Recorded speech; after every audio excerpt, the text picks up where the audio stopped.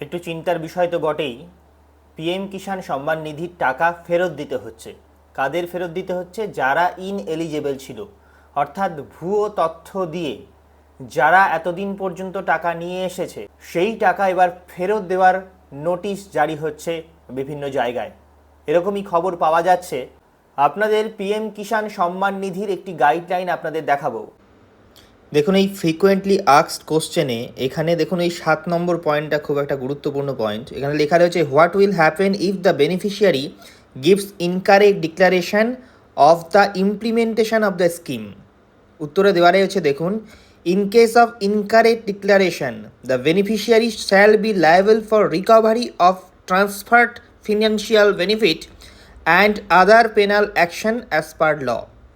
অতএব যদি কেউ ভুল তথ্য দিয়ে টাকা নিয়ে থাকে, তাকে কিন্তু ট্রান্সফার করতে হয় ফিনান্সিয়াল বেনিফিটটা রিকভারির জন্য, এবং সেটার বদলেও তার জন্য পেনাল অ্যাকশান অ্যাজ পার ল নেওয়া হতে পারে। এই কথাটা কিন্তু এর মধ্যে রয়েছে। অতএব কেউ যদি ভুল তথ্য দিয়ে টাকা নিয়ে থাকে, তাকে কিন্তু টাকা ফেরত দিতে হবে।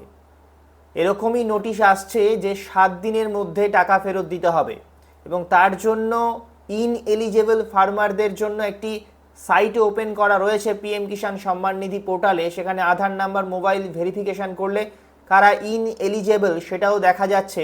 এই দেখুন, এটা হচ্ছে রিকভারি ফর্ম ইনএলিজেবল ফার্মার। এখানে ওই রেজিস্ট্রেশন নাম্বার আইদার আধার নাম্বার যদি দেওয়া যায়, এখানে পুট করার পর তারপরে এখানে যদি ক্যাপচাটা দেওয়া যায় যা লেখা আছে, তারপরে গেট ওটিপি করলে ওর রিকভারি পেমেন্টের অপশান কীভাবে কী করতে হবে সবটা আসছে। আমার কাছে কোনো আধার নাম্বার নেই যে রিকভারি করবে, এরকম কোনো আধার নাম্বার এই মুহূর্তে নেই, তাই দেখাতে পারছি না। পরে সুযোগ হলে নিশ্চয়ই দেখাবো। কৃষক দপ্তরে দিতে পারে বা অনলাইনের জন্য আবেদন করেও সেখানে টাকা দিতে পারে, কিন্তু নোটিশ জারি হওয়ার 7 দিনের মধ্যে টাকা দিতে হবে। এখন প্রশ্ন হলো যে কৃষকগুলো এতদিন টাকা পেয়েছে, তারা যদি খরচ করে ফেলে থাকে তাহলে তারা কিভাবে ফেরত দেবে? এটা সত্যি একটা প্রশ্নের বিষয়, তাদের একটি চিন্তার ভাঁজ।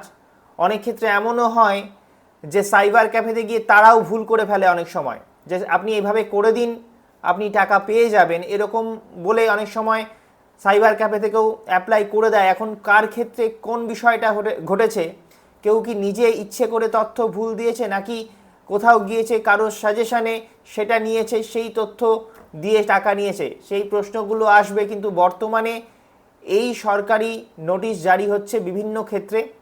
আপনাদেরও যদি পিএম কিষাণ সম্মান নিধির তরফে টাকা ফেরত দেওয়ার কোনো নোটিশ জারি হয়ে থাকে, আপনারা পেয়ে থাকেন, অবশ্যই কমেন্টে জানাবেন।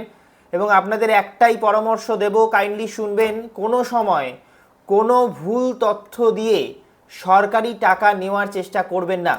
তাহলে কিন্তু সেটা পরবর্তীতে যে কোনো সময় এমন গাইডলাইন আসতে পারে যে ফেরত দিতে হচ্ছে। তাই এই রকম চেষ্টা করবেন না, দেখ কিছু হবে না, এখন নিয়ে নিই পরে দেখা যাবে, এরকম অনেক সময় অনেকে ভাবেন। এই বিষয়টা ভাববেন না, কারণ সরকারি গাইডলাইন মেনে সঠিক তথ্য দিয়ে তবেই আপনারা কিন্তু এই টাকাগুলো নেবেন। এই ভিডিওটি সকলের কাছে পৌঁছে দিন, সমস্ত কৃষক বন্ধু ভাইদের কাছে পৌঁছে দিন, যারা এই ভিডিওটি দেখে একটুখানি ভাবনা চিন্তা করতে পারবে যে তাদের কিভাবে আগামী দিনে পথ চলা উচিত, কিভাবে ভুল তথ্য না দেওয়া উচিত, সেই সমস্ত পরামর্শগুলো তারাও পেয়ে যাবে। আর যে নোটিশটা নিয়ে আমি কথা বললাম, সবসময় সব নোটিশ তো উন্মুক্ত থাকে না, তাই আমি এই নোটিশটি আপনাদেরকে দেখাতে পারছি না।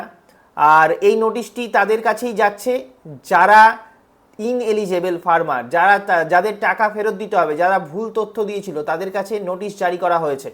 আমি লাস্ট একটি ভিডিওতেও দেখেছি যে মালদা রতুয়া ব্লকেরও একটি মানুষের কাছে সেই নোটিশটি এসছে। তো আমি কার কাছে এসছে বা কীভাবে এসছে জানি না, কিন্তু এই গাইডলাইন অনুযায়ী, অর্থাৎ 7 নম্বর পয়েন্টটি যে আমি দেখালাম, সেই গাইডলাইন অনুযায়ী কিন্তু বলা আছে যে টাকা ফেরত দিতে হবে যদি ভুল তথ্য দেয় বা ইনএলিজেবল হয়। তো অতএব আপনারা সতর্ক হয়ে সবসময় ফর্ম ফিল আপ করবেন সরকারি স্কিমের টাকা পাওয়ার জন্য।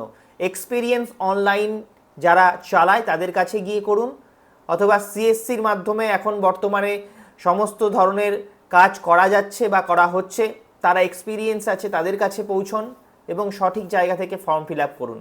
সকলে ভালো থাকবেন, সুস্থ থাকবেন।